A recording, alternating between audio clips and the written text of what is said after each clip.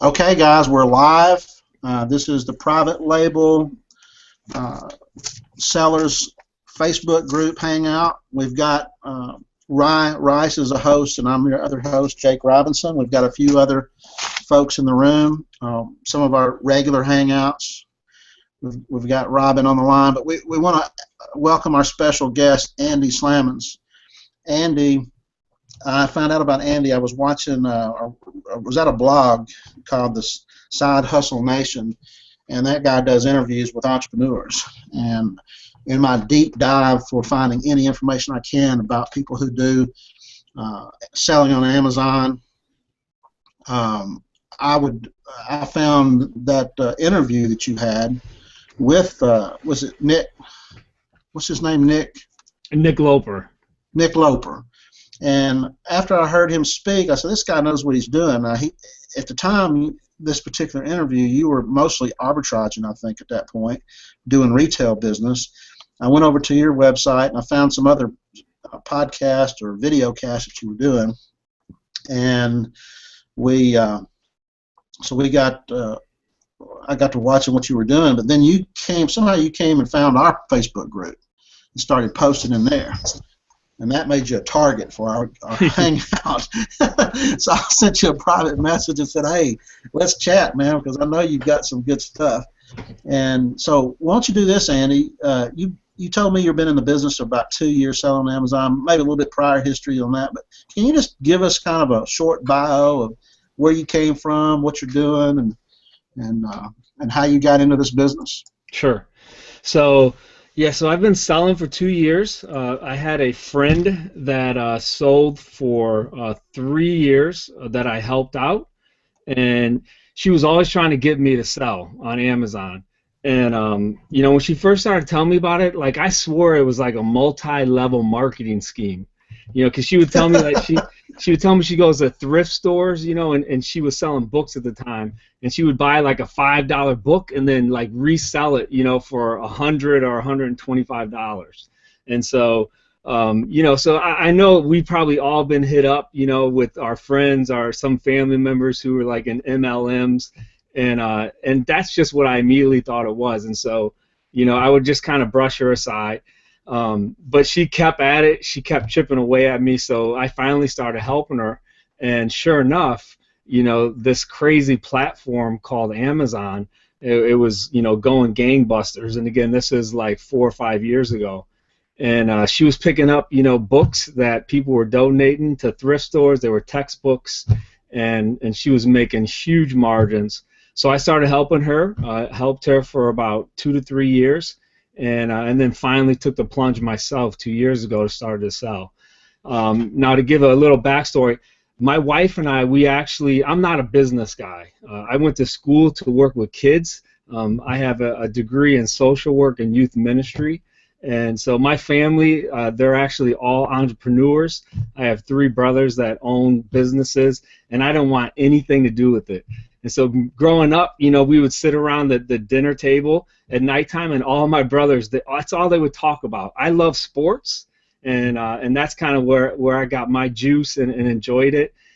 But all my family, it was just all business talk. And so, I don't know what psychologists call that, but when I was ready to go to college, I just wanted to get away as far as I could from my family, and get away from business type stuff. And so it's called rebellion. Yeah, or call it whatever you want. I didn't want to make any money. Didn't want to have anything to do with money. Actually, my first summer, right after I graduated from high school, I worked in an urban church in North Philadelphia, and so I lived in the basement of the church. I ran day camps for kids, and it was probably one of the best times of my life. But that was my thing. That's what I wanted to do. So I went to college for it, and then when I graduated, got married. And my wife and I were house parents at a boarding school for kids who are financially needy. It's called Milton Hershey School. It was actually started by the guy who founded Hershey Chocolate. So I'm sure you guys are all probably familiar with the Hershey Chocolate Bar. Well, the founder of that donated his entire fortune to a boarding school, and it's actually now the largest boarding school in the world. It's kindergarten through the 12th grade. and it runs. I think the trust is at like 13 billion now. So it's like a trust the size, of Harvard, Yale, huge. But and then the students that come to the school, they live there, and they lived with my wife and I. So we had 12 high school boys that we lived with every year for 15 years straight. We actually had 100 different guys that came through our house. We enjoyed it. We thought we were going to retire from there, and that was before my friend introduced me to Amazon. So I started Amazon just as a side hustle, just as a hobby to try to, make a little extra money on the side. And the business started to grow so fast, and it grew so quickly that a year into it, my wife and I were we had to make a decision where we're going to continue to house parent. And if we did that, I was going to have to scale it down, or we were going to take the plunge and go full-time in Amazon. And just as when we were thinking about that, my wife got offered an administrative position at the school, a really high-level administrative position. So to us, it was just confirmation, okay, it's a great time. And then so it just happened May 2014 where I went full-time on Amazon. Now, did she take the full-time gig as administrator? She did. It's a perfect position for her. It's character and leadership position. It's almost like at a vice presidential level. So my wife actually graduated from the school. So it's another reason why we worked there. I'll give you just a quick 2-minute version. So it's going to give you a little better understanding of myself. So my wife growing up, her father was in prison for murder when she was 5. Her mother died when she was 7 of suicide. She lived with her grandmother at the time. Her grandmother died 3 months later, she went to live with a aunt at the time, who then enrolled her into the school where we worked at, Milton Hershey School. And so she grew up at this boarding school and had really close relationship with house parents, and so that's how we did what we did there. So that's the long story of how I got started on Amazon. Would it be safe to say that you were not super rich during that time frame? No, but you know what? We made a good living. It was fine, Amazingly, as you can imagine, because the trust is so big, it's one of the better paid positions, for every position that the school has, out of any educational institution, probably in the world. You have to have a special character to live with 12 teenage boys that I imagine you had to be like all ears and all eyes all the time, is what I'm thinking. You definitely, it can be challenging at times, but it's like a school teacher. And so some years are great, right? You got great relationships, where other years, your classes may change a little bit and it's a little more challenging. But overall, we had a fantastic experience. All the students that came to our house, we continue, we had to have strong relationships with. So it's a great profession if you love kids.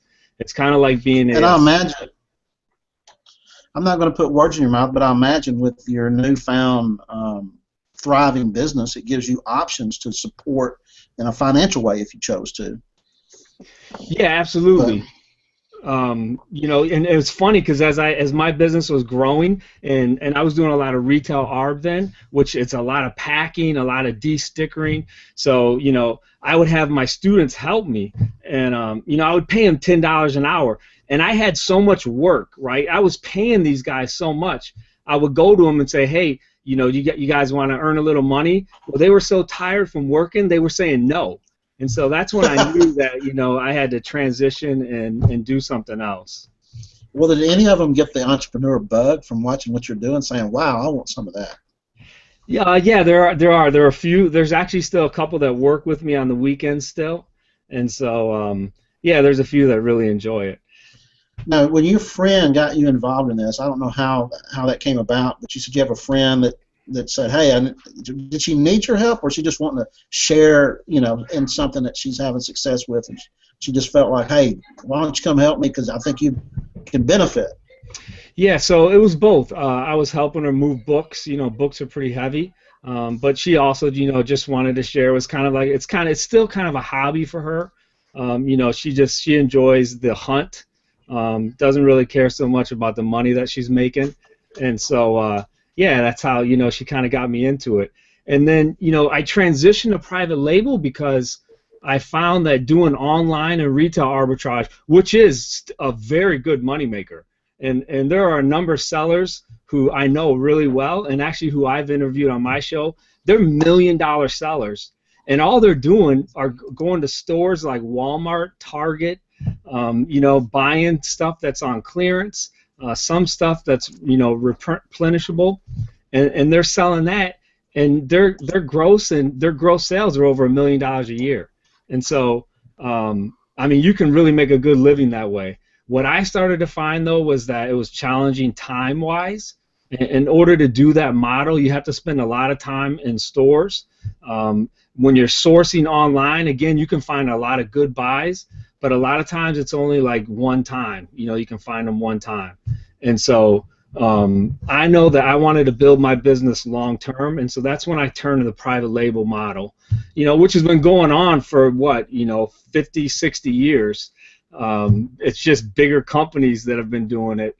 And so now since Amazon, it kind of opens up for smaller sellers like us, and then with the internet, which is, changes everything, we can now contact those manufacturers that only big businesses, in the past have been able to contact. I mean, that to me, we live in amazing times. I mean, I don't know, like if you could pick any time in the history of the world, right, to live in, it's crazy the time that we live in. That I can, Skype. Like right now, I could Skype my sales rep. I can't because they're on holiday, and I could talk to her face to face, and she's in China. I mean, what, you can't. That's crazy. It is crazy. Yeah, people wouldn't dream of that, even 40 years ago. All right, I'm gonna whet people's appetite because you told me something that just blew my hair back. I said, well, how are you doing? What did you do in sales? Can you tell us about your sales? You have 2 sets of sales. Sure. So the first year I did Amazon's part-time, I did like 120,000, and we're talking gross numbers here. And so, it's always tricky when you talk gross sales, because someone could say they, maybe they're an internet marketer, they made 100 million, but maybe it cost them 101 million in ads. Right, so you never know. Gross sales, what I found to be the average, at least with online and retail ARB, it's about 20%. And so, if you sell $500,000 and you're doing online retail ARB, you're probably netting about $100,000. And so, private label margins, if you're able to find a good product, right, where you're dealing direct with the manufacturers, and my 23 SKUs, that's what I do.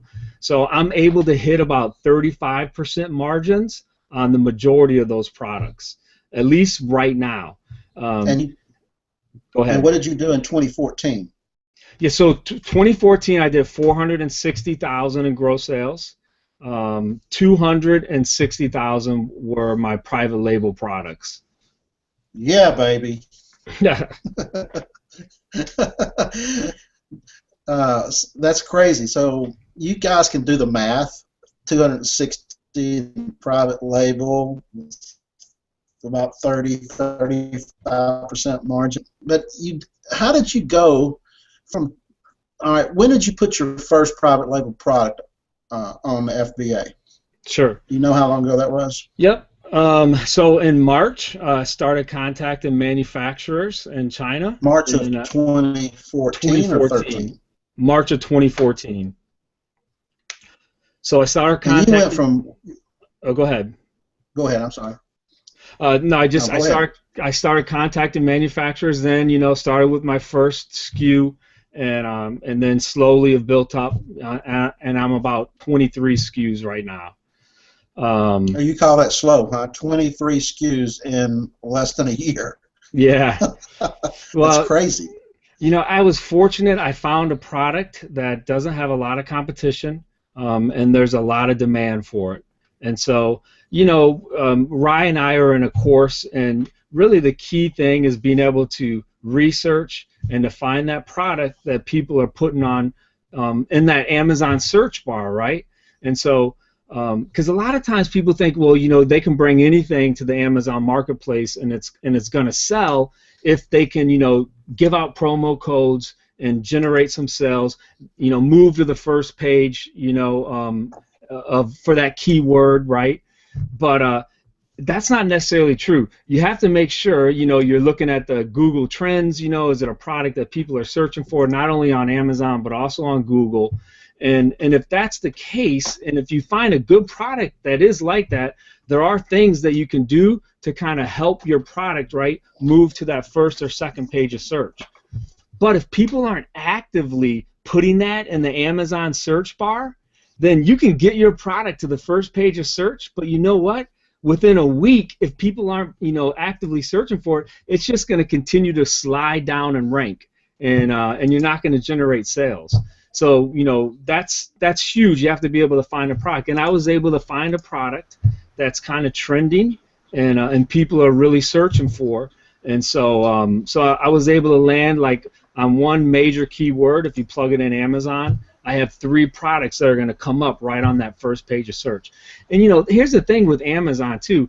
If you can get a product on the first page of search that people are searching for, then it's going to sell, because people are lazy, and that's why Amazon does so well. People want easy, right? I mean, they want it to be easy. And when I'm talking to various people who have nothing to do with Amazon, don't sell on Amazon, that's all they talk about is how easy it is. Because they say when they go to another website and they want to buy something, right, and then they go to the page where you got to enter the information, they quit because of the friction. Because they got to enter in their credit card, they got to enter in their address, and by that time they're like, forget it. And so, on Amazon, if you land on that first page, all the person has to do is hit the buy button, and that's it. And and now they got like the easy checkout now, right? Where it's like one click and it's over. Andy, before you get too deep into it, I do have a question from one of our awesome viewers right now. They want to know, are all 20 of the or your SKUs, your products, are they in the same niche, and is it under one brand? I have 18 of them are the same niche, and it is under one brand. And so I have, and these are my biggest sellers. So I have one brand that I'm really building out, and my dream is to eventually be able to have my own website, and to sell off that, because we all know if you have your own website and you're selling products on that, that's like the ultimate goal. You're going to get the best margins there. And so yes, this brand I'm continuing to build out, and I will continue to build it out as much as possible. But then I also have other private label items that are just like one-offs. I just come up, with a brand name that has to do with what the item is, and I don't put any other work into it other than just landing them in the Amazon warehouse, and all I want to do is sell that on Amazon. And so, my goal on all my private label products that I import, I would love to be able to sell, if I can sell 3,000 a month, right, on each of my private label items, that's about $100 a day. And then my goal is that I'm going to net at least $10 on each of those sales. So if I can have 30 items that are selling $100 a day, right, and 3,000 a month, that means you're grossing about 90,000 a year just on those 30 private label items. You're making a really good living. And those ranks aren't super good. And so that, in order to sell 4 to 5 items, say in the kitchen category, you can have an item that's ranked at maybe 8,000 or 9,000. And I like to stay in those rankings. If you get lower than that, you're going to have a higher sales velocity, of course. But the competition, as you get lower, like if you're in the 500 to 1,000 rank on Amazon, the competition is fierce. Often the prices get driven lower and lower as more competition comes in. And so, my philosophy is you want to try to stay, anywhere from between 1,000 rank and 8,000 rank. And if you're in like a 6,000 to 8,000 rank, you're kind of hidden. Not a lot of people are like searching. It's kind of difficult to find, those ranked items on Amazon. And and then if you're able to do 30 items like that, you're really making a good living. Now, when you first started, looking for that first product, how long did it take you from saying, when you said, you know what, I need to find me a private label product? How long did it take you to do your research to find the one and say, this is the one, I'm going forward with it? Yeah, so I was really fortunate. One of the blessings that I've been able to experience being online and being a seller are the relationships and the networking that I've been able to do, just like I'm doing with you guys right now. I used to be like anti-Facebook, right? When Facebook came out, I hated it. I used to tell my wife, those are all fake friends, you got on there. You're narcissistic, taking selfies of yourself. It's just all about yourself, right? Totally anti-Facebook. Well, I started selling online, and I realized, as I started connecting and networking with people, like these relationships are freaking real, right? And so I have tremendous relationships with folks who I've never met in person, but we have chatted, at length on Facebook through Facebook Messenger, and I know some of them a lot better. In fact, I know them a million times better than I know my next door neighbor. You know what I mean? Who lives 5 feet from me. And so, if I always say, if something bad were to happen and they were to pass away, I would go to their funeral in a second, even if they were like in California, probably before I would go to my next door neighbor's funeral. And that's just because of the interaction, the community that I've been able to build with them, and a lot of it again is through Facebook. So, yeah, I forget what your question was. So are you saying that helped you find? Are you saying that network helped you find your product? Yeah, that's right. So let me get back to your question. So all these networking, and talking to different people, talking to different sellers in Facebook groups. So I had a friend that I had chatted with. We had shared, different things that we were doing with our business. So she just said, "Hey, Andy, have you ever thought about this product?" She was at a point in her business where she didn't have capital to invest. And so she said, "Hey, look, Andy, there's this great product. I think it has potential. I don't have the capital. I'm not taking full advantage of it." And so she told me about it, and she actually introduced me to the manufacturer in China, and so that's how the ball got rolling. And we're business partners now, and so we actually teach a course on private labeling. And so she's my co-teacher, my co-business partner in that course. And now from their first product, you got it going. I'm sure you can maybe tell us how did sales do? Did you start out doing 10 a day or 3 a day? I mean, how did it grow? And then how did that lead you into your next product? Because you only really had about 9 months to get 23 SKUs. So you must have short-circuited the cycle. You must have got it going and went immediately to the next one. Is that true, or so how did that work? Yeah, so with my product that's like my baby, does really well. We were selling for the manufacturer, so the manufacturer sells on Amazon as well, and he was allowing us to sell his product, under our accounts on his listing as well. And so that's how we initially started selling this product line, and it was already a good seller. Manufacturer didn't have a problem with it, but then what started to happen is we started to take away the buy box from him, and there was like 4 or 5 other sellers who began to sell as well his product, and it's a number of different SKUs as well, and so my business partner and I, we just kind of got a feeling that the manufacturer was going to not allow us to sell his brand anymore. And so that's when we started to look into private labeling our own brand, and the manufacturer was okay with that. And so we buy a product from the manufacturer, right, who still sells on Amazon, but then we put our own label on it. And it's funny because the manufacturer, we try to convince him to let us sell, right? Because to let us sell on his listing, we asked if he would just give us exclusive rights to selling his product, and he didn't want that. And so, then we tried to explain to him, well, if that's the case, then just know that we're going to be competing against you, so we're going to compete for that Amazon real estate, for this certain product niche. And he was like, that's fine. And so, he said no. He allowed us to sell through the remaining product that we had of his, and then that's when we started putting our own brand on there. Well, what's funny is one of the products, which was his best seller, is now it's my best seller, and I actually supplanted him on the first page of search. So he's cool with it. He doesn't have a problem. He's a millionaire businessman, but yeah, so that's kind of how. You think he just got tired of you? You think maybe he just got tired of you chasing him and said, "Oh heck, I don't have time to keep up with this guy. I got to make these things." Yeah. Because it is kind of a concern that you could have, is that he could eventually one day say, I don't want to compete with you anymore. I want to sell everything on Amazon myself. So are the other SKUs coming from the same manufacturer, or are they coming from different companies? So yeah, I have two manufacturers that give me the same product. Just in case I would like to pick up a third one.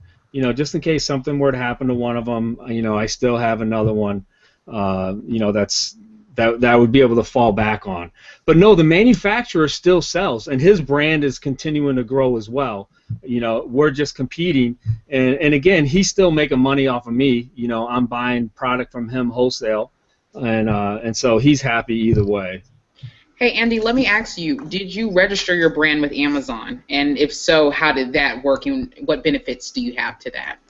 Yeah, so there's a thing called the Amazon Brand Registry Program, and if you have a brand, you can register that brand through them. My main brand that I have the 18 SKUs on, I have registered that under the Amazon Brand Registry Program. What I tell people who are new is you don't necessarily have to do that. There are a few benefits to doing it. One is like sellers can jump on other sellers' listing basically at any time, even if you're under the Amazon Brand Registry Program. Another seller could still come possibly and jump on my listing.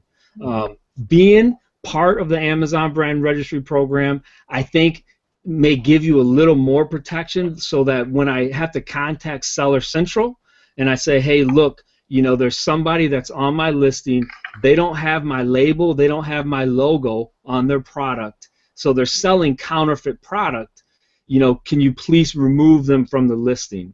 Now, that doesn't work all the time, and so the real way that you have to do it is you have to buy the competitor's product, you have to get it to your house, you have to take pictures of it, and then you have to send those pictures to Seller Central to show them that the product they're selling is not identical to your branded product.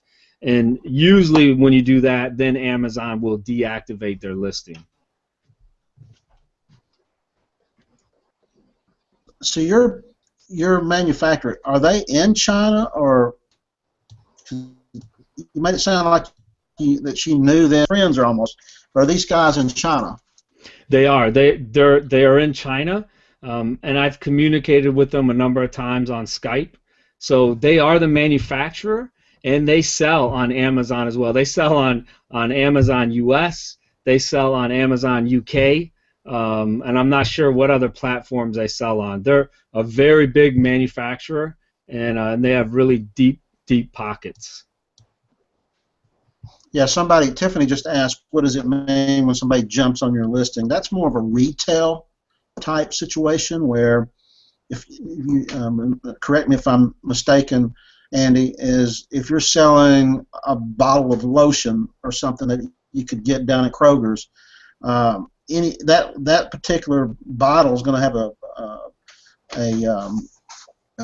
barcode, and that barcode is going to have a listing on Amazon, and anybody that happens to want to sell that particular item is going to use that one listing, and only one person is going to get the buy box, and so it's going to be the person maybe with the lowest price, and maybe they're on FBA as well, and maybe they're, I don't know, whatever the algorithm says, they may pick somebody that's closer to the person that's buying that gets the buy box. I don't know how that works, but you're sharing the listing with someone else, so you're not really doing private label at that point, and that's the whole point of private labels. You put your own logo and your own brand, and whatever that product is at that point, nobody can get on your listing. So you're selling by yourself, and you always have the buy box.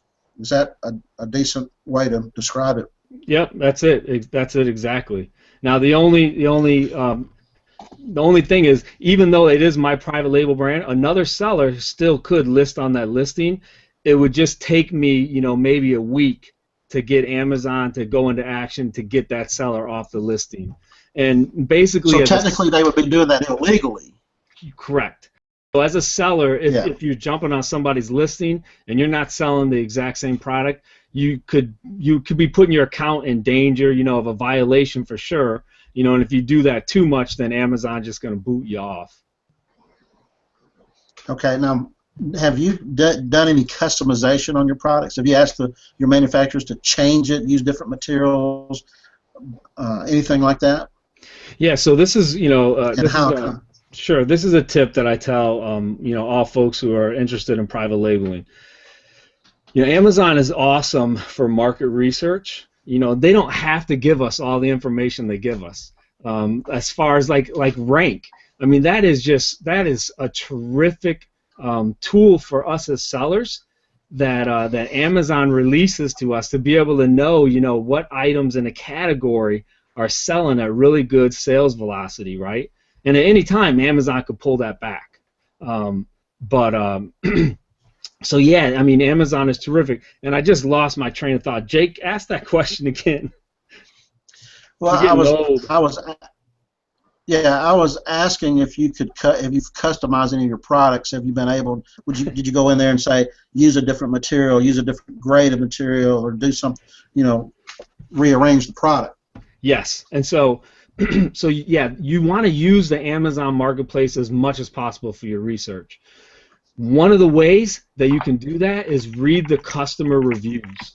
And so, if you find a product that you're interested, in possibly private labeling, you want to look at every single listing of that product on Amazon, and then you want to go and you want to read the customer reviews. And you want to see what some of the negatives are. You want to hear what customers are saying. They wish the product was like this, or they wish the product was like that. And so one of my products, it's actually my #2 selling product right now. I did that very thing. I went and I looked at every single listing of this product on Amazon, and I started reading the reviews of what people were saying they wish they had in this product.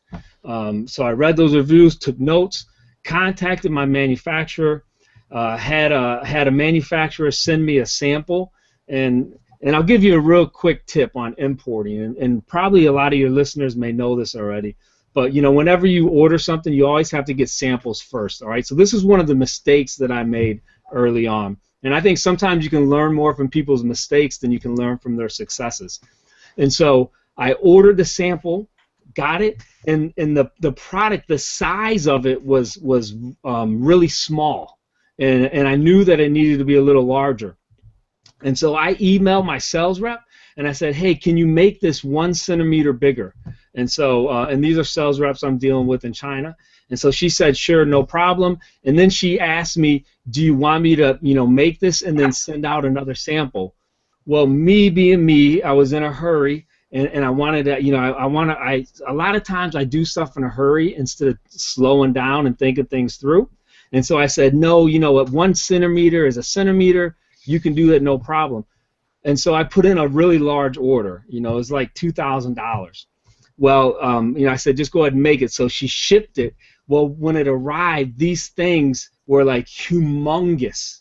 I mean, they went from the size of a penny, to the size of like a large pancake. All right, and I'm like, oh man, it was my fault. Instead of taking time and waiting that extra 2 weeks for that sample, I ended up with a mess. And so I'm actually selling them at they're at a third of what everything else is selling for. But yeah, and so that was my first sample. Now I could have given up at that point. I'd already lost, and it'll probably end up being like $1,000 loss. Instead of continuing on, but I went to the next manufacturer because I just kind of figured this manufacturer can't figure it out. So I went to the next manufacturer. I said, hey, look, can you do a modification? This is what I'm looking for. They sent me their sample, and the very first sample was perfect. And so, that it's interesting, that manufacturer that I got that sample for And here's the thing too, like if you're importing, you may get one product from a manufacturer and the quality of that product may be fantastic, right? They may knock it out of the ballpark. You may order another product from that manufacturer and it could be complete garbage, just junk. And so, you know, if you're ordering from a manufacturer one product, don't think that the other product that you're going to order from them is going to be the same quality or the same standard that maybe you're getting on the first product. So you always have to get samples. So the other manufacturer came back. It was a great sample. It was exactly the design that I needed, and put it on the Amazon Marketplace. And now that's like my #2 seller. And it's because I looked at those reviews and I made a modification and basically try to give the customers what they're asking for. And so I can't say that enough. You know, if you're thinking about private labeling, you have to read the reviews. You have to look at every listing that's on Amazon, and then you have to read every review that's on those listings. You know, Andy, Okay, when you were, oh, go ahead. I'm sorry. No, you go ahead, Ryan. So I had a question. I know, you know, it'll probably be one of those ones where you'll still want to seek legal advice, but a lot of people, and even myself, I got into a situation where I got a product manufactured and actually paid for a mold for this product. Now, when doing further research for the products, and I should have did this before, I found out that they had a patent not on the actual product, but what was inside of the product. Now, of course, without sending that product to my manufacturer, there's no way they can know how everything's set up inside.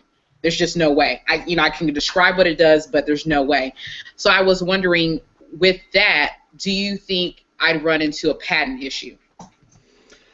Yeah, that's a tricky question, Rye. Patents are so hard. Number one, they're so hard to research, and so when you're looking for a product, I do have a few sites, you know, online that make it a little easier, but it's challenging to find, you know, the product that you may want to import, to actually find if it has a patent or if it has a patent pending, you know, on that product. And so, yeah, I mean, it's hard. I've met other sellers who, you know, have spent a considerable amount of money, you know, and threw their product on Amazon only to get a cease and desist letter, you know, from another manufacturer who's claiming that they have a patent on that product. Right, and I thought about in the listing stating something to basically specify that I'm not doing the same thing, like unlike products, we don't X, Y, Z. So that is very clear. I mean, you know, not so much for our buyer, because our buyer's probably not going to care, you know, what type of technology is being used, but more so for anyone who's doing research from the company, like, hey, someone's selling our product. So you haven't listed this product yet? No. Unfortunately, I put the deposit down on the product before actually doing that more in-depth research, and so I guess, you know, like, you know, here goes this apple cider bottle. So the bottle itself is not patented, but the recipe for what's within is. But I have something totally different within my bottle, but the bottle's pretty much the same. Well, how aggressive do you think that manufacturer, you know, is going to be? Any idea? No idea, but the good thing is I do have just 100 units. I plan on giving away 30.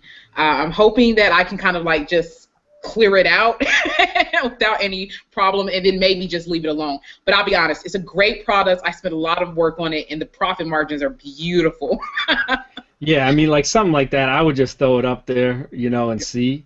Yeah. You know, maybe they're not going to catch it. Actually, my partner, business partner, same thing happened to her. And a manufacturer contacted her.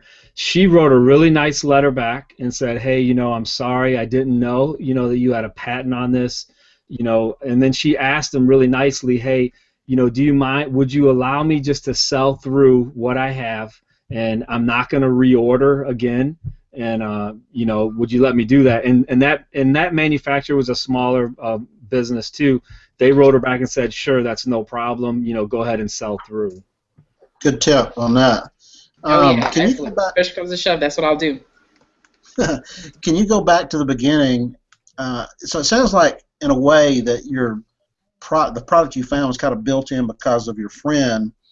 But since then, have you scouted your own products and found your own products? And if so, in the early days, were you using any kind of tools, or were you just just searching on Amazon? And do you use any kind of tools today to do your research?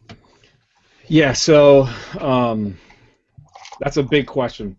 I mean, the main thing is I do have other products that are selling. I posted, I think, in the Amazon private label group. One of the things I saw that Amazon sellers need are poly bags, and so one of the products I started working on in August of 2014 were poly bags. Basically geared toward Amazon sellers. And so I have 2 Amazon accounts. You can request you can put a request into Amazon, and if they approve it, they'll allow you to have 2 separate Amazon accounts. So I have one account that is kind of my hidden account. I don't really show that to people. It's a lot of my best sellers. And then I have another account which I kind of use as my teaching account. It's more my public account, and on that I have these poly bags. And so I placed an order with the manufacturer in China, a $10,000 order on clear plastic poly bags. And again, it's in the Amazon private label Facebook seller group. Now, you can imagine that.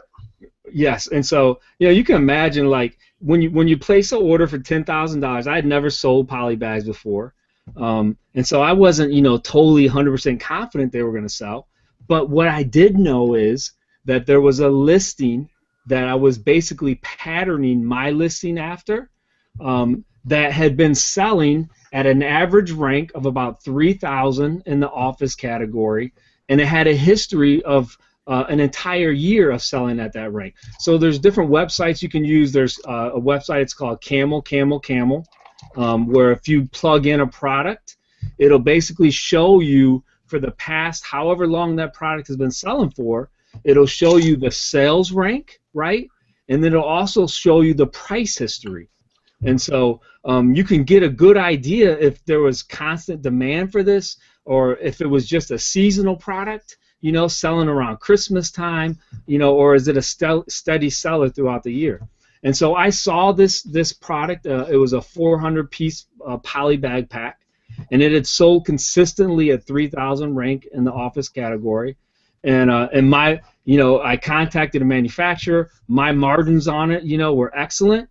And so, I put the order in, and so it sold really good. It sold really well for me. I actually just put another order in.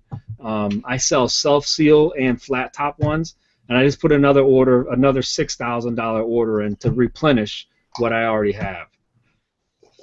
That's a couple questions that leads me to, because you did about 260,000 in sales in just private label. I know you did a bunch more in retail ARB, but let's just focus on the private label. How much of that revenue do you consistently put back into or plow back into your business? Man,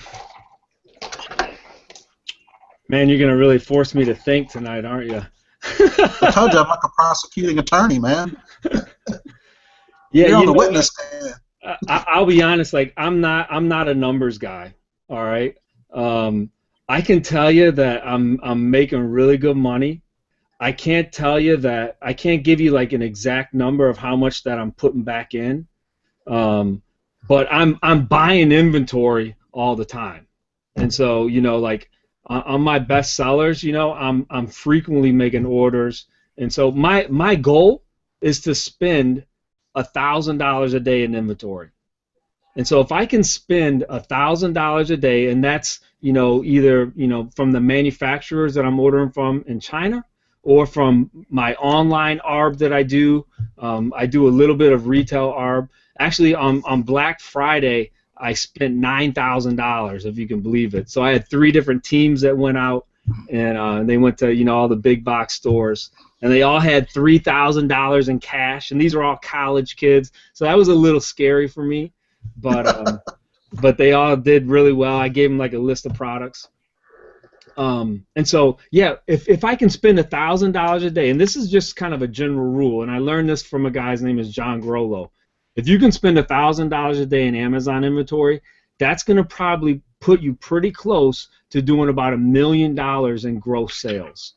And that's my target. Like this year, I want to try to hit like $1 million in gross sales, and out of that, I would like to be able to profit 250 to 300,000. So, do you see yourself extracting yourself from the arbitrage business, or will you always do that? Right. The question is it a business or is it a job? Right. Right. Right. It's definitely a job right now, and I was blessed actually. Right when I went full time, we had a student who lived with us when we were house parents, who took a semester off of college to help me kind of build the foundation of my business. So he actually worked for me for 9 straight months, and he did a ton of the packing, a ton of the listing, a ton of the shipping, and really sacrificed himself. And he said he was paying us back because we helped him. He lived with us for 3 years when he was in high school, and so that was a blessing to be able to have. And so now he actually just left. He started in January back to school. And so, it definitely is a job right now. I would like to be able to. You want to hear my master plan, right? So my master. All right. So my master 5-year plan is, and I shared a little bit earlier. I would love to be able to have 30 to 35 private label products. I would love to be able to hire one person, and pay him $65,000, $70,000 a year to basically run my Amazon business, and the goal is to be able to have my manufacturers directly shipping to the Amazon warehouse. So now, are you not doing that now? I am not doing that now, because I'm a little bit of a control freak, so I still want to examine the quality. I'm actually taking a trip to China in October of this year. So I'm going to meet with each of my manufacturers, and I'm going to try to train them in the process of how they label the products so that they can then ship them directly into the Amazon warehouse. But that was one of my questions. Yeah, my 5-year plan. Yeah, my 5-year plan. I would love for one guy to be able. He can live like in Tahiti if he wants to. I don't care, but that he can manage that business 10 hours a day from the computer. That I think is very doable, and so okay, I have to think if you did over 200,000 in retail ARB last year, you spent a lot of time doing that. If you could try to figure out, extract that business, and just look at the private label business, how much time do you think you invest just in the private label business of managing that business week to week or a month? How much time do you put in? I put in a lot of time. No, wait a minute now. You spend a lot of time with retail ARB. I know that. Are you saying you put in a lot of time with after you've already got the products, you already got them ordered, they're already at? Where do you spend your time on the private label? You're spending time on reordering. You're spending time on working those relationships with the sales rep. You're spending time on a little bit of customer service. Amazon thankfully handles a lot of that. But every morning I wake up, the first thing I do is check my Amazon account, and so that's my first task of the morning. That usually takes me about a half hour. I want to go through, make sure if I have any negative customer reviews, I want to try to deal with those, and then I usually check it again midday, same thing for about 15 minutes, and then I'll check it at nighttime for about a half hour. And then actually like processing the inventory, it's time consuming, and so I still do a lot of ordering online from big box stores. They ship to my house. You got to unbox those things. That's retail ARB, right? That's retail ARB. Right. So you're asking me private label? I'm saying if you just quit retail ARB right now, totally, how much time do you think you'd be left with just dealing with the private label side? You're asking me like how many hours a week would it take me just to do something my like private that. label? Yeah, just a ballpark. It's hard, Jake. It's hard for me to answer that because I never turn it off. So. All right, so what you're saying is you're a workaholic. You love it, so you're just gonna find something to fill that time with. Yeah, that's okay. Yeah, I was just trying to give people a sense of all these people that are on here tonight, and I'm looking at the attendee list. We're up to 80 attendees right now online with us. they're all looking at private label. Maybe some of them are already doing arbitrage, but most of these people want to get strictly into private label. They really don't have I don't think and I'm talking, maybe I'm just talking for myself. I don't have a big desire to be in the retail arbitrage, so I don't have to worry about sourcing the materials and keeping up with the trends and finding out what's hot and what's not, trying to find the deal, trying to rush down there and pick the stuff up, bring it back, pick it, pack it, ship it, and all that kind of stuff. I want to I spend my time researching products. So I feel like that private label is a front-loaded business when it comes to that. If you do your work up front and find the product and get it on there, then it's like, okay, watch it to see when you need to reorder and maybe try to figure out how to improve it. And like you said, answer your reviews and negative reviews and answer questions. It can't take as much time as retail arb is what I'm thinking. Yeah, it doesn't, but I mean, it depends like where you are financially too. This is what I tell people. Private label, you need capital. And so, like when you're ordering from China, it's hard. I mean, you can do smaller orders, with lower MOQs, but for the most part, the manufacturers there, they want you to place $3,000-$4,000 worth of orders. And so, if you're not at a level financially where you can risk, $4,000 or $5,000, it can be really hard to get started. And I'll be honest, I haven't met, and I've connected with a lot of sellers. I haven't met a lot of sellers who can risk $4,000 or $5,000, and it takes at times, 2 or 3 months before you start generating sales where you're going to see any of that money back. And so, that to me, that's the barrier. If you have $10,000 in your account, yeah, you can get started in private label. But it's still, it's risky. That's why I always tell people who are going to start selling on Amazon, start thrifting, start selling, do retail arb. It's going to build your foundation. You're going to learn how to analyze buys. You're going to figure out the Amazon marketplace. It's complicated. And once you figure that out, then you can take the plunge, into private label. Unless you got money. If you got money and you got capital and you're okay with risking that and you can float, for 3 or 4 months, $5,000, then by all means, private label.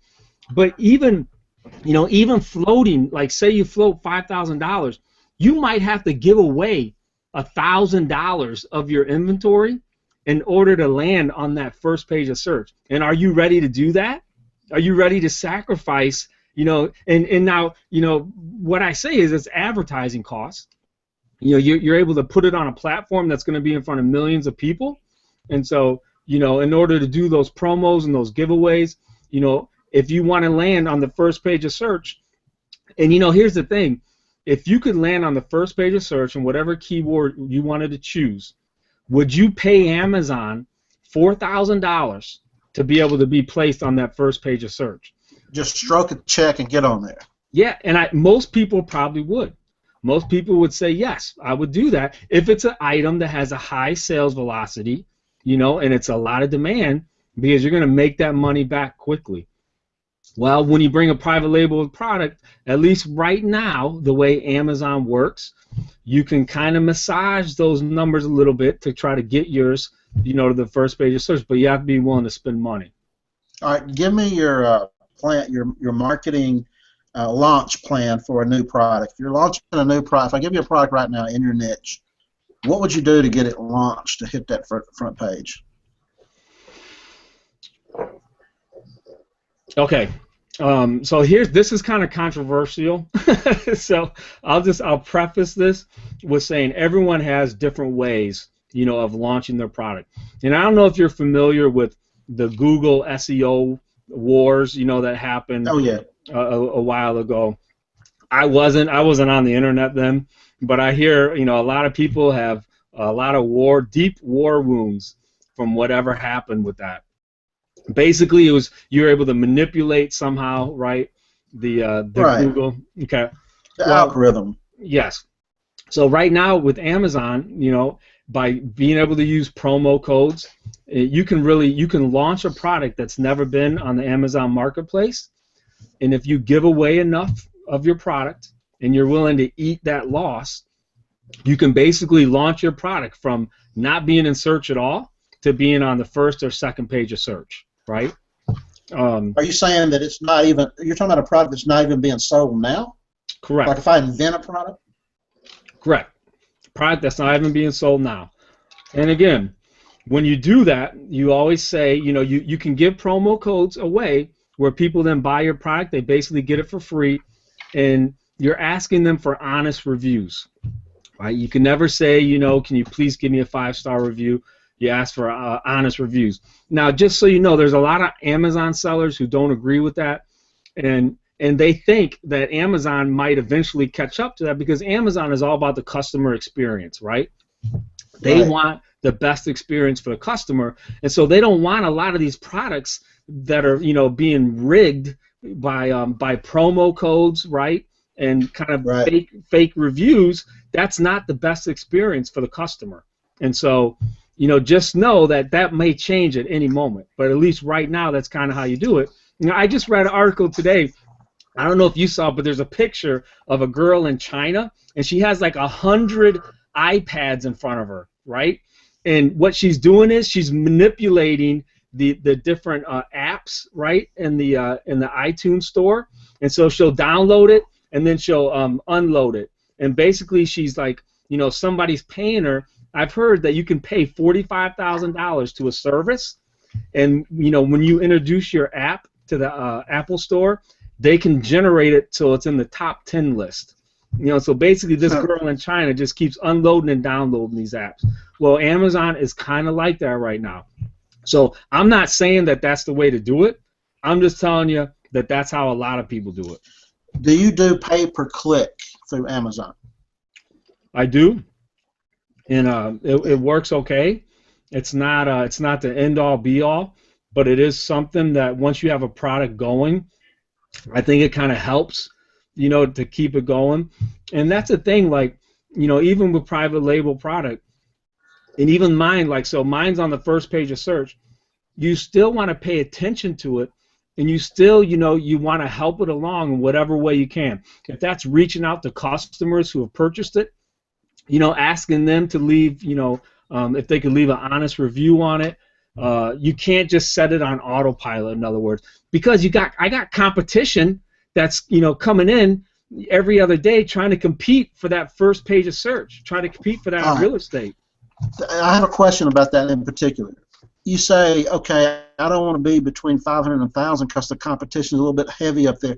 What does the competition look like? If you're on the page and you've got sales and you've got reviews, I take it, what does it look like to you when you're looking at your product and say, oh, there's some competition coming up? Is it that you notice that they're getting more reviews or starting to move up the page? What does competition look like? Yeah, so I'm looking at my competition. I'm looking at what their rank is. I'm looking at their price point. Because oftentimes, like when a new competitor will come on, they're going to lower their price point because we know most customers shop by price point. And if you want to move your product up in rank, you have to generate sales, and so you're going to start at a low price point. I do that on some of my products. I'll start at a lower price point, and then as sales, continue to come in, then I'll just raise that price point, every couple of weeks a little higher, while maintaining that same sales velocity. So if you see somebody coming up the ranks below you, but you see them coming, do you have to adjust your price? Do you look? I mean, other than price, are there other things like the listing or keywords they might be using that you're not? How do you determine what they're doing that you're not? Yeah, so I mean, I'll look at their price. I have lowered my price some, and then I'll raise it back up. That price isn't like a set price, it'll fluctuate a little bit. Now, like my best-selling products, I've been able just to kind of maintain that price, and it's a good quality product. Here's the thing, too. All right, tip number 2. If you have a quality product, then you get to what you want. You can set it on autopilot. And so I have a quality product, and I have generated 0 promo codes for it, 0 reviews. It's at like 55 reviews right now. I have not manipulated that at all. It's a great product. The quality of it is excellent. It's just like the what's that hot sauce, the sriracha hot sauce, right? They don't advertise for that. you don't see any advertising, but there's like a cult following for that because it's an excellent product. And so if you do have a good product that people are, have a demand for, then it is on autopilot and it will sell. And so far, I haven't had any competitors that have been able to come in at the quality that mine is. Now, when you say you give some of your products away, you might be willing to give $1,000 worth of products. I don't know if that's 100 products or 10 products. Are you giving those to people that you actually know, that you walk up to, a friend of yours, you say, hey, I want you to go review this for me, go take this home and use it, or how do you do that? Using the coupon codes. Yeah, so I have a friend that that has basically a list of Amazon buyers, not sellers, Amazon buyers who want free stuff. And so these are all people, that he's built this list for like the last 2 years. And so whenever I have a new product, I give him the claim codes, and then he sends them out to his people, and then they purchase it and they leave those reviews for it. Are you giving them a discount or free? Free at that point? Are you free? Okay. Are you ever worried about somebody scooping up more than one and wiping out, taking advantage of your inventory? Yeah, actually, I have a pretty very fresh story about that. So when you do promo codes, you have to be very careful about how you set it up. I actually just launched a product and I messed up. It's so tricky. I would have to do like a screen share to show you.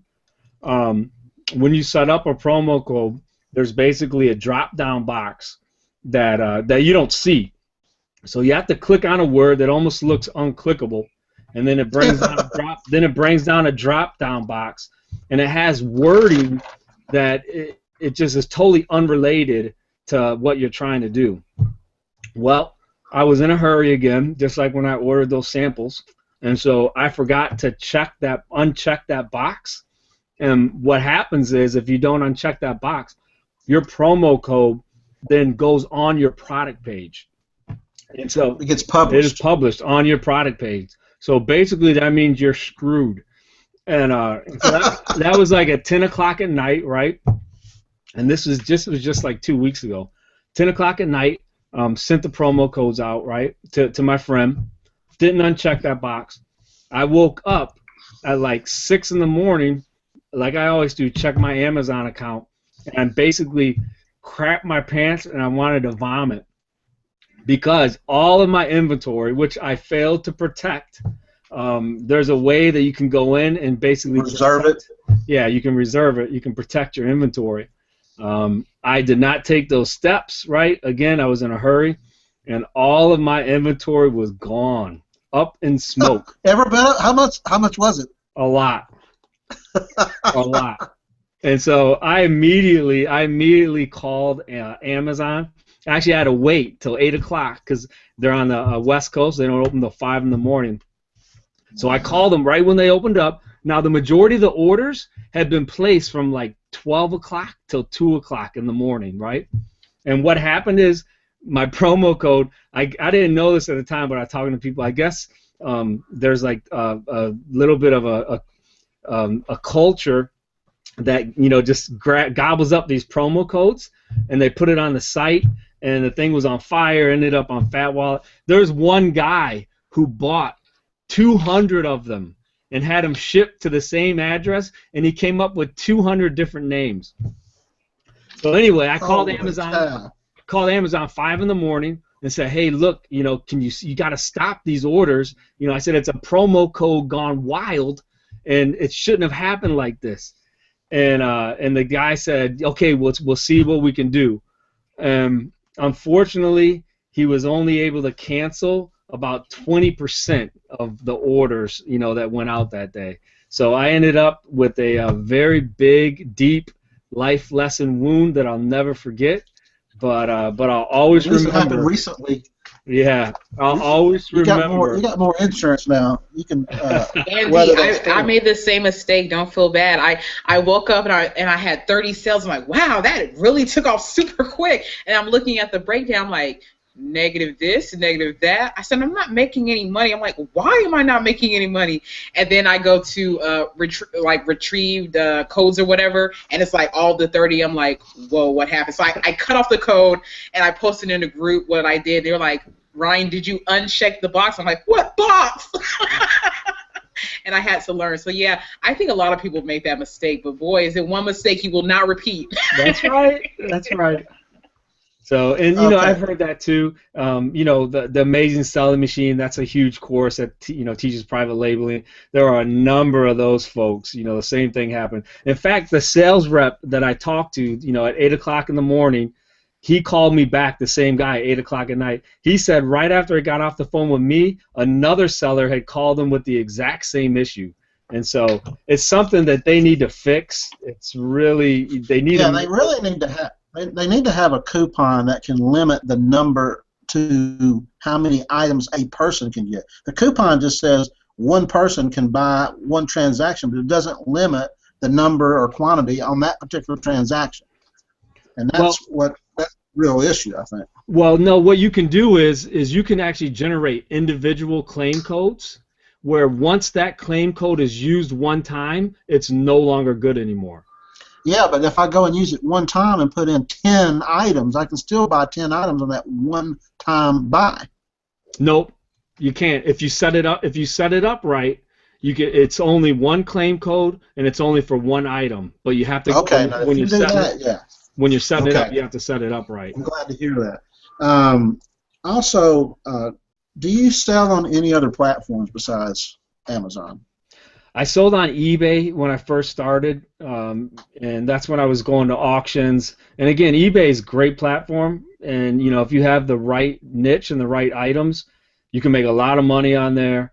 But again, I found eBay to be too time intensive. FBA is so much easier, being able to ship everything into the warehouse. So, do you have any concerns? Because there's a rule of there's this mentality, or I don't know. I guess it's some sellers out there think that you better have some alternate platforms to sell on, because you know, what if Amazon changes the game? What if Amazon does something that causes your business to go away? You know, do you buy into that philosophy that you better have multiple channels or your own website selling your products yourself?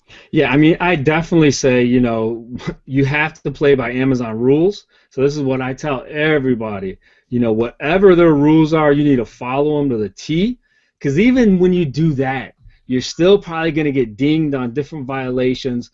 But for the most part, and these are sellers, you know, that I talk to, if you are diligent and you're trying your best to follow everything, you know, to the letter of the law as much as possible, you're going to be okay.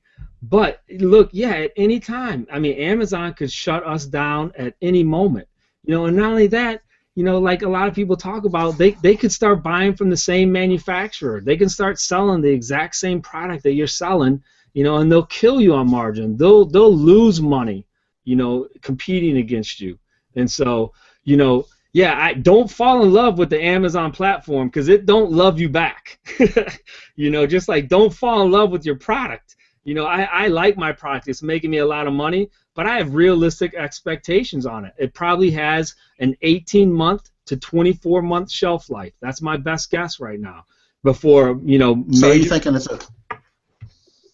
are you saying that it's more of a trend, or a trend product, or a fad type product? No, I think you're going to get competition that's coming in, and it's going to drive the price of the product down. And it's just a matter of time, you know, before enough competition comes in where your margins don't make that product worth it anymore to pursue. And so, you know, my thing is go back to my master plan. 5 years, I want to, you know, have someone else run it, and then what I want to do is be able to bring a new product to the marketplace every month and a half. You know, get rid of the old one that's not making any money anymore and bring the new one in. So basically, my job then kind of becomes sourcing. So are you continually looking out for your next product then? Are you always doing research? Always. Always, yeah. I mean, and again, I like it. It's enjoyable. Do you ever find products out? Say that again? Find products outside of the Amazon platform. In other words, you're watching a late night, infomercial, and you say, wow, that product could be a good private label product. Do you get ideas for your products outside of Amazon? Yeah, so I'm always looking, but as soon as I see one, I always go back to the Amazon catalog.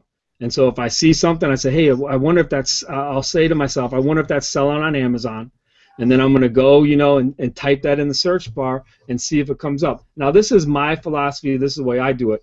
I don't want to bring necessarily anything new to the marketplace that's not already selling. And so I want to trust the Amazon sales rank. I want to trust the history. And then that's the product I want to go after. I'll let somebody else, who has a higher tolerance for risk, bring the new product to market, and then I'll pattern mine after theirs, as much as possible. Okay. So you're going to be like the Chinese and be the knockoff artist. Yeah, So, look, you don't have to be the smartest guy in the room, but you're pretty smart if you follow the smartest guy in the room. It's called the Burger King philosophy. McDonald's spends quite a bit of money doing demographic research to figure out exactly where to put their next store. They want a busy cross section. They want lots of households within a certain drive of that McDonald's, etc. So they put all that money and research into it, and then they go put their billing up. Then Burger King says, okay, that's good enough for me, and move in right next door. That's true. And Burger King doesn't have to put any research and development. And I don't know if you saw this article. It just came out a couple of weeks ago. They've now published an article that if your house is within a certain vicinity of a Starbucks coffee shop, the value of your house is like, a certain percent higher. And so, when you buy your next house, you want to find a Starbucks coffee shop and buy it like within a 1 mile radius, and your property values are going to go up. I want to change gears on you here, because now that you're really knocking down revenue, you're close to $500,000 in revenue last year.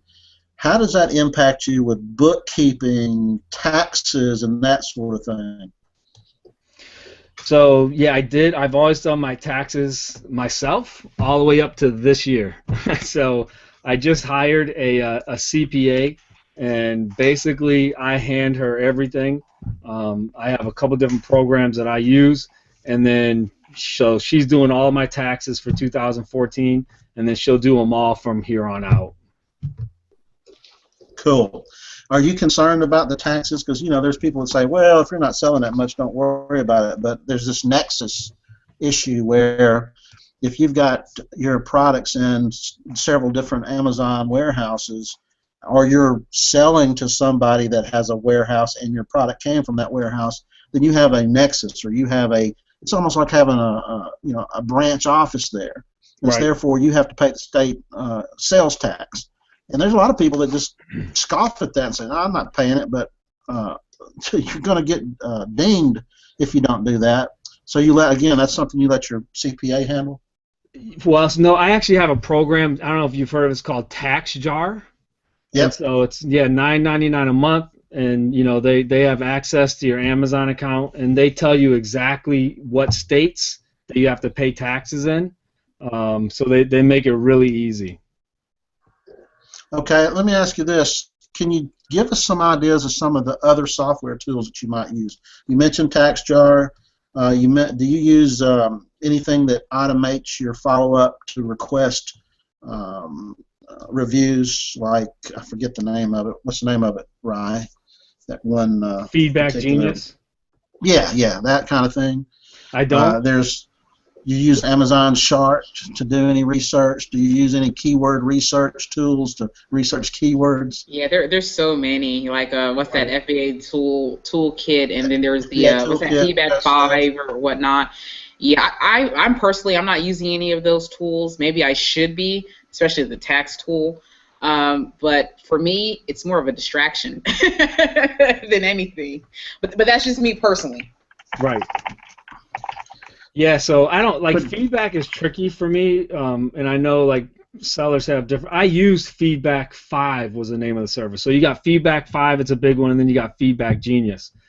My experience with Feedback 5 was like the first 2 weeks, it was awesome, getting a lot of really good feedback, and then like the last month and a half, I started like getting negative reviews, and I think it was because Feedback 5 was pinging them. And so normally people just don't take the time to leave reviews. So Feedback 5 was sending them that second email, and they were actually taking time to leave the negative, review. And so my philosophy on that is, like, I don't want to shake the bear, and wake them up. And again, that was just my personal experience. I know a lot of people that swear by Feedback Genius, that swear by Feedback 5. I don't like, and here's the reason why. I never leave reviews. I buy stuff on Amazon all the time. I don't got time for that. I don't have time. I ain't got time for that. Yeah, I don't have time to leave a review, and I don't want to bug somebody. They're busy too, so I don't want to bug them, ask them for a review, because you hit the wrong person, you get a negative review, and that sucks.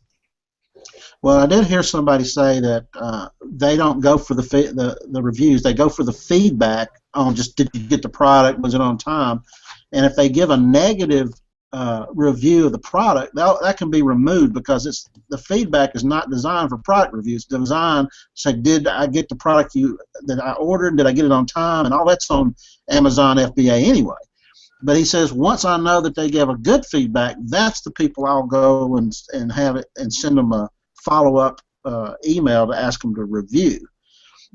And he says, if somebody gives you a negative feedback, you certainly don't want to ask that person to give you a review on top of it, because it's so maybe you're asking for it. So if you have a program that automates that, then great. But like I'm selling over 1,000 units a week. I just don't have time to go in and look at the emails and look at the ones who left positive, feedback or whatever. What about just questions that people ask? They have questions about the product. I guess those are things you probably pay attention to, eh? Yeah. So questions. You'll actually get an email, like if the customer has a question and puts it on your product page, it'll send you the email. I think that's a great opportunity to sell. I think that's a great opportunity to market if you answer answer it quickly, and you also answer it succinctly, and it basically turns a question into a reason to buy. Okay, so I'm starting to run out of questions now, and we're getting close to the end of our time. I actually have a question, because we are getting closer to that time. We have a lot of people here, Andy, asking beginner type questions, even saying, as a beginner, how do you suggest? And I know that you have, you have a program. What will it take to actually start with your program if it's open right now? Yeah, so I do a course. It's with the seller that taught me how to import and private label. Right now, we're in week 6 of it. It started January 5th. We're going to open that up again in May. Right now we have 245 people in it. I'm not sure. We actually capped it at that. I'm not sure how many we're going to cap it at. We have 200 people on the waiting list right now. So that, you talk about a hard thing to do. It's hard to turn, and the course is $500. And so it's hard to turn people away when they want to pay you $500, when they're sending you messages, on Facebook. But we felt like to go over that number, it was going to be unmanageable, and we wanted our course to be a little more personal. I know for me, there's no way I would be at the level I'm at had I not had the tutoring and the mentoring that I had of Maggie. That's my business partner. She was able to give me just a ton of mentoring, a ton of tutoring that kind of walked me through the process and the steps. And so we wanted to keep it smaller for that reason. So support plays hard to turn down $100,000 though. But you know what? I commend you, because support is a huge part of succeeding in any program. I tell people, I have a little blog, and I kind of write down my failures as well as my successes. I spent a couple $1,000s on courses. One of the more popular ones, the more expensive ones, unfortunately the support just wasn't there like I needed it to be. And for me, the course, I failed at it, using those tools. Then I got into a smaller group where they limited, the price was a little lower, the guys were not as known. And my success now was just kind of had I known it was just as easy as just having good support, and not only from your course, but from around you. Some people have came to me and said, my spouse doesn't really support what I'm doing, and I know that right there can be a problem when it comes to your success. Right. You feel guilty almost for even wanting it. Right. Yeah. So with our course, having that number, there's never a time. If somebody messaged me, I get back to them immediately. This was one of the things when I was in the workplace. This was a pet peeve of mine. I would send an email to like a mid-level managers. And I know they always get the bad rap. And sometimes they wouldn't open up my stinking email until like a week later. And it would be like an important issue.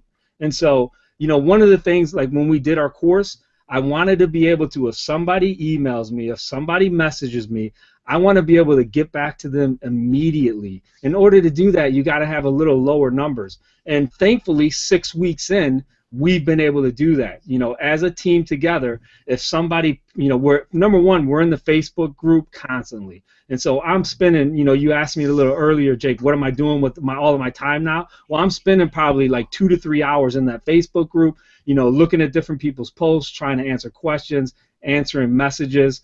It's definitely a lot more work than I anticipated it being, but it's also, we knew that going in. And so and that's really a separate business unit, though, if you think about it, because if I don't have a group to cater to, I don't have to do those 2 or 3 hours. That's right. just that's a branch, that's a different department of your company, if you will, your education. Yeah. So somebody asked, they came in late and they want to know about shipping. Did you talk about shipping? You haven't. Can you address, how do you go about getting a product from the company in China to your door and making sure you got the best deal, make sure it gets through customs? Is there a process you use, or have you found a company that you stick with when it comes to that? Yeah, so Ryan could probably tell you this because we learn a lot of this in Will and Kyle's group. I'll tell you the easiest way. The easiest way, and this is the way I get 90% of my shipments from China, they come by air through DHL. And it is just like ordering from Amazon. And so I tell my customer rep, my sales rep, this is what I need. She sends me an invoice to my PayPal account. I pay her. The product shows up on my doorstep 4 days later. And so the air shipping has, you know, they've refined that process in amazing ways. And we're talking like a $5,000 order, you know, and it comes in, you know, 8 large boxes heavy. I can have it at my doorstep from Hong Kong. Sometimes it'll come in 4 days. And so, and you don't have to know anything else. You don't need to know customs. You don't have to have a customs bond. You don't have to have anything. The manufacturer fills out all the paperwork. You just put the order in, shows up. Now, if you want to, you know, if you're going to import something that's heavy, something that's big, something that you got to import by boat, that's a lot more work. You're going to have to get a customs agent. You're going to have to pay, you know, if you want a bond that lasts for a year, you're going to have to pay what's called a continuous bond, which is going to probably be between $400 and $500 that you'd have to pay that to your customs agent. But I will say this, if you get a good customs agent, right, and you want to ship something by boat, they'll handle everything. And so my customs agent, I connect her with my manufacturer, and then I'm out of the process. So the manufacturer is just sending emails to my customs agent, telling them exactly what the product is, how big it is, and I'm out of it. And then when the product, you know, when it lands, my customs agent then tells me, okay, this is where the product is. So I live near Philadelphia, so anything that I have shipped by boat, I get in my van and I drive to the warehouse and I pick it up. So really, even by boat, it's pretty easy if you find a good customs agent. Can you say that there is a ratio or benchmark, you can say, for every X number of pounds or kilograms that you ship, you're probably going to pay about this much money for it? Is it, you know, I've seen it seem like it averages out, but is that true? Yeah, I'm trying to think. I mean, you know, really the question is, what are your margins going to be? And so, you know, I'm not sure what it is by pound, but I just look at it and I say, okay, if I ship it by air, it's going to cost me this much, you know, and I factor that into the cost of the goods. I know what it's going to sell for on Amazon. Is it going to be worth it for me to ship it by air? The exact, I forget, like, I'm thinking that I can do like 450 pounds, right, of product, and it's going to cost me by DHL. DHL is the most expensive, but they are the best. And so they're going to get it there, you know, probably 2 to 3 days quicker. And I want to say 450 pounds costs me about $1,500. So that can kind of give you an idea. So basically, you're just looking at overall margin. If the overall margin, I mean, if you could turn around and cut your cost of your product in half, and your shipping double, as long as the overall margin still fits within your parameters, you're good to go. It's just a part and parcel of what the cost of your product is. Correct. But I have heard people having a hard time at least getting the price from a manufacturer when they say, well, what is the FOB price? And they are reluctant to give it to you, maybe because they're not shipping at DHL. I don't know. Say that question again. Well, I've heard people say they've had a hard time getting their manufacturer to actually give them a hard, fast figure on what it costs to ship FOB. They're reluctant to give the price. It's like, we don't want to give you that price, or we're not sure, and they may be haggling over how many units they're going to be sending. So it's not really a question. It's just something I've seen come up in the chat room in the Facebook group quite a bit. So Andy, you've got your 23 products now. How long do you think it'll be before you've got your 35 rounded out? Well, I have a really exciting product that's coming from India. It's actually, I think it landed today. It was shipping by air. So I'm actually going to Philadelphia to pick this one up as well. So this, I think, and probably every manufacturer, every salesman says this, right? This product, I think, has really good potential and could easily skyrocket to be my best private label item. And it's just because of the trends. So this product, I'm actually working on it with a partner who lives in India, and so he knows the manufacturer. But the trend on it, like if you look at Google Trends, it's just like this. And it's been like that for the last 2 years, and it's continuing to go up. All the listings on Amazon are at really good ranks. And so, yeah, I'm excited about this. And this will be my first product from another country besides China. And how did it wind up coming from India? Facebook. I mean, did you find the product and then you said, "Oh, I know this guy from India. Let me bring him in," or did the guy in India come up with a product and you say, "Hey, I'll help you sell it"? Yeah. So he messaged me on Facebook, and he's watched some of my Spreecasts, just like how you guys do the Google Hangouts here. And he said, "Hey, Andy, I think this product has really good potential. I don't know if you're interested or not, in doing a partnership." So, we chatted for about 3 weeks, back and forth. And I said, yeah, and you can kind of get a feel now. Maybe I'm too much of a trusting person, and I'll probably get burnt at some point, hopefully later rather than sooner. But we seemed pretty good. We Skyped, so we talked to each other. And I said, yeah, great, let's put the order in. So I PayPal'd him $3,000, and he sent it to the manufacturer, and hopefully I'll be picking it up in the next couple of days. Let me ask you this: how do you determine whether or not you're actually talking to a manufacturer or an agent? Because you said earlier that you got one good product from a manufacturer, then they sent you another and it was crappy. Is it possible you were dealing with a broker that got a good product from a good manufacturer, then your next product you thought you were getting from the same manufacturer, he got it from somebody else and it was crappy? Is that a possibility? Yeah, I mean, you definitely, ultimately until you go and meet, until you get your boots on the ground in China, you don't know. I have a pretty good feeling. Well, I know for a fact the one manufacturer, and with the other one, I have a pretty good feeling too. They have their own website, and so, they show all their products on the website there, and that's who I contact, are folks from that website. So unless they have a fake website, for this other manufacturer who produces the product, yeah, so I haven't run into that issue yet. I know other people talk about it. Have you thought about going over to China during the Canton Fair? Yeah, actually, I'm hoping to in October. So I know they do one coming up here, I think, in March, right? Yeah, that's a big one. Yep, and then they have one in October, and I'm hoping to go the one in October. Just a tip for everybody: if you want to really get an idea of what it's like to be on the ground in China, there's a YouTube series by a guy named Perry Belcher, and he's got 5 videos that he's talking to a group of people who are importers, and he's saying, hey, this is how I've been going to the Canton Fair every year for several years, and he's talking to them about coming with him and he's giving them the lowdown of every single thing that they need to know about how to work that, because there's a lot of culture differences. I mean, I didn't even realize it, but he said you walk into a booth at one of these fairs, you don't pull out a business card and hand it to anybody, because if you do, you've immediately lowered your face level, your prestige level in their eyes. He hires local college students from China that speak English that act as translators, but then they become his assistant.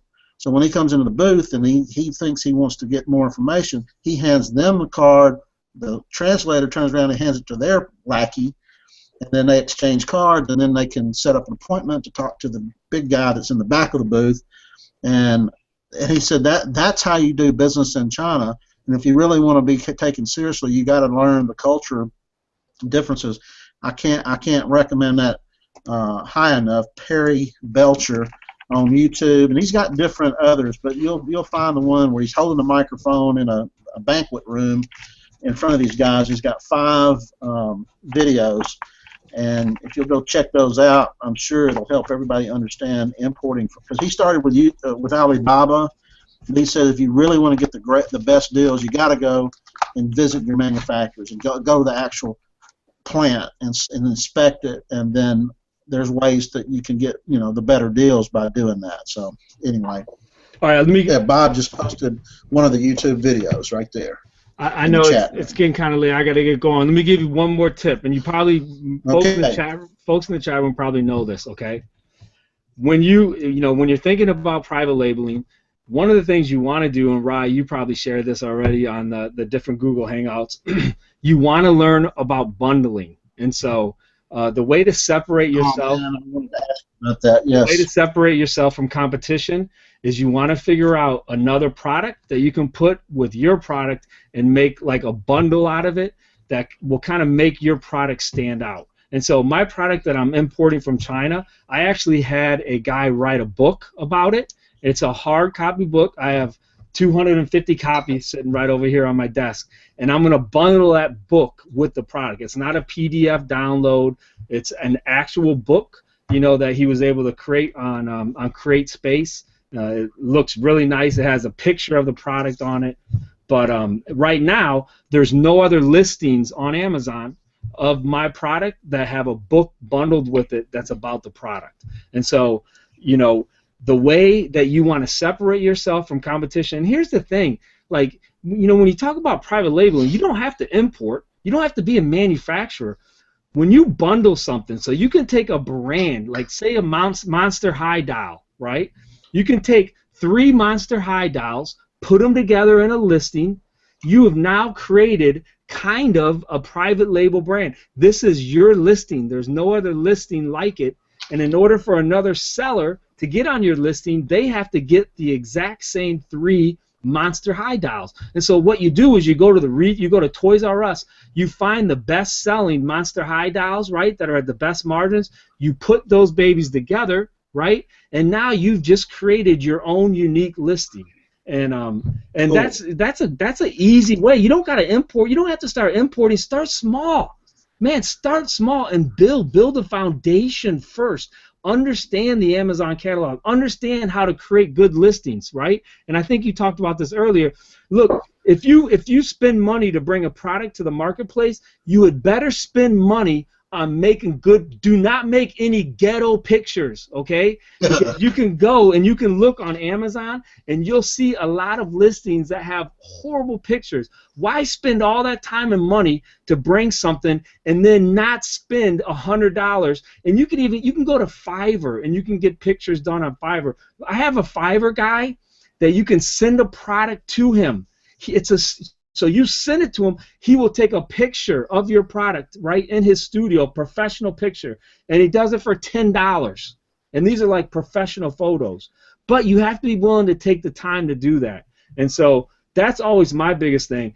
Do not come to Amazon, right, and think that you can just throw up a crappy listing and expect it to sell continually. You have to put in the work. You got to put in the good pictures, the good title, the good bullet points, and the good product description. All right, my sermon's over.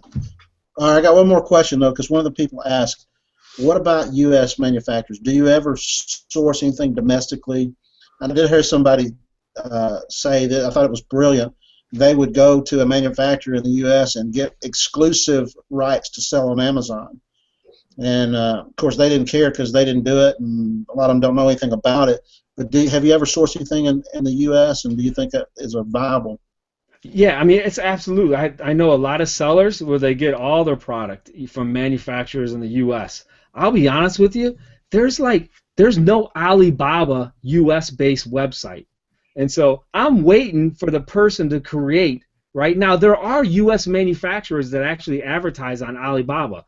There's not a lot of them, but they do advertise. I'm waiting for the U.S. website that someone needs to develop that gives you an opportunity to connect with U.S. manufacturers. They're hard to find. Yep. Hey, we really appreciate you coming on with us.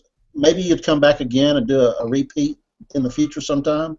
I didn't get too excited, did I? Was I preaching too much? No, man, I love that. All right. I mean, we've had a lot of people in the chat room. I mean, on the board tonight. There's a lot of people that didn't chime in, but there's a lot of people that showed up tonight, and I think you helped a lot of people clarify issues that were in their mind, and probably a good part of this battle is confidence factor. Is get the confidence, and when we see somebody like you that's successful in doing it and put themselves out there and been through you started with zero background and now you're killing it. It gives me so much more motivation to get out there and get this thing done, and get in that arena with you. So I appreciate you doing that. And Jake, if can I say one man. more thing? And it's one more thing. And this is if you're a newer seller on Amazon, you have to get. It's a book. The author's name is Chris Green, and so he has a book. It's called Retail Arbitrage. It's not just about retail arbitrage. It's really about selling on Amazon. This was a book I read it 3 times through before I started selling on Amazon. You can get it's like $9.99 is what it costs. So if you have not read the book Retail Arbitrage, the author's name is Chris Green. You definitely want to get that book. He is by far the reason that I've been able to have success selling on Amazon. It's because of Chris Green. You mentioned that in one of your comments in the forum, in the Facebook group, and I saw it and I said, oh, that guy's an arbitrage guy. I don't know if I really want to do that or not. But you just sold me when you said it's not just about arbitrage, it's about selling on Amazon. And you said things tonight that make me think I'm probably going to do some arbitrage, retail arb, while I'm researching my product, because I think there's got to be a lot of value in it, just learning how to get on Amazon FBA and get the listings done. That's a big part of what you got to do moving into the private label space. Andy, you've been a gentleman and a scholar, and you gave us some great information. This Hangout is recorded, so there will be a link going out to the folks that registered tonight. If you didn't register, I'll be posting a link in the Facebook group. And you got any last words, Annie, before we sign off?